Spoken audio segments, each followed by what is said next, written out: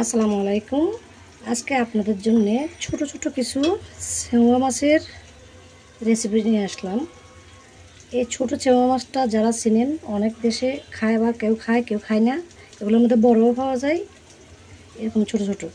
যেগুলো একটু বড় সাইজ হবে ওগুলোর মাথা ফেলে দিতে হয়, আর এগুলো একেবারে ছোট। তাই আমি এগুলোকে এভাবে একটু রান্না করব মাখা তেলে। আপনারা দেখবেন কীভাবে আমি এই চেওয়া মাছ রান্না করে খাই। তো এখানে প্রথমে বাজার থেকে আনার পর আপনারা এখন এই সিজনে পাওয়া যাবে, কিন্তু যারা খান এখনই বাজারে যান পাবেন। এই মাছটা কিন্তু অনেক সুস্বাদু হয় রান্না করতে জানলে। তো এটাকে বাঁচতে হবে যেভাবে, এখানে কিছু কাঁচরা থাকে নদীর, ওগুলো ফেলে দিতে হয়, আর ছোটো ছোটো কাঁকড়া থাকে এগুলো ফেলে দিতে হয়, না হলে আর এখানে এমন কোনো কিছু থাকে না যে কাটা ছিঁড়ে করতে হবে। একেবারে সহজ রান্না করতে। চলুন তাহলে আমি রান্না করব কিভাবে দেখবেন। আমি এখানে পাতলে নিয়ে নিয়েছি, যে পাতলে আমি রান্না করব। প্রথমে আমার লাগতেছে এভাবে চিকন চিকন করে রাখা টমেটো কাটা, দিব কাঁচামরিচ ফালি করে রাখা, পেঁয়াজ কুচি, পরিমাণ মতো লবণ, সয়াবিন তেল দিচ্ছি, হলুদের গুঁড়ি, লাল মরিচের গুঁড়ি, জিরার গুঁড়ি। ভালো করে একটু মেখে নেব।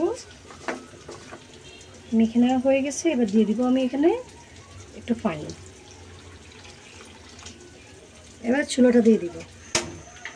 একেবারে সহজ, কম সময়ে এই মাছটা রান্না করা যায়, কিন্তু খেতেও কিন্তু সুস্বাদু হয়। একবার দেখবেন এভাবে রান্না করে। ঢাকনা দিয়ে দিচ্ছি।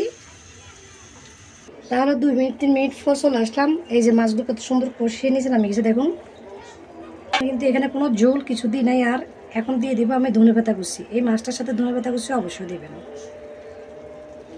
আমি একটু লবণ দেখে নিচ্ছি, লবণটা একদম ঠিক আছে। এই মাছটা কিন্তু প্রথম থেকে লবণ কম দিবেন। আর 2 মিনিট সিদ্ধ করবো এভাবে, ধনেপাতাগুলো সিদ্ধ হওয়া পর্যন্ত। আমি চুলা থেকে নামিয়ে নিচ্ছি।